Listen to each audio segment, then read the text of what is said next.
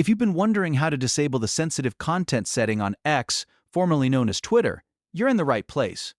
In this quick and easy tutorial, I'll walk you through the exact steps to turn off the sensitive content filter so you can see more posts, images, and search results that may be hidden by default. This is especially useful if you feel like X is filtering too much content from your timeline or search page. And before we jump in, if this video helps you out, make sure to hit the like button and subscribe for more simple tech tutorials just like this. Alright, let's get started. First, go ahead and log into your X account. You can do this on desktop or mobile browser, but the steps may be easiest to follow on a computer. Once you're signed in, look at the left-hand menu and click More. This opens up additional account options and settings. From the menu, click Settings and Privacy.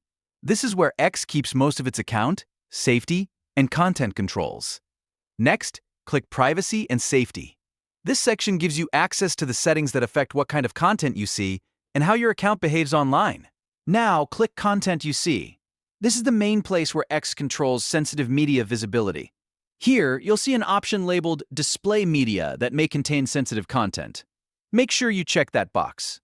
Enabling this allows X to show posts and media that would normally be hidden because they are marked as sensitive.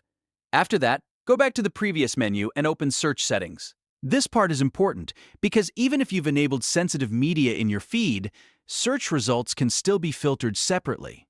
Inside Search Settings, find the option Hide Sensitive Content and uncheck it. Once you turn that off, X will stop hiding sensitive posts from your search results as well. And that's it. You've now disabled the sensitive content setting on X and adjusted both your timeline and search preferences so more content can appear. If you followed along, you should now notice less filtering when browsing x.com or Twitter. If this tutorial was helpful, don't forget to give it a thumbs up and subscribe to the channel for more step-by-step guides. I post easy tech tutorials to help you save time and get more out of the apps you use every day. Thanks for watching, and I'll see you in the next video.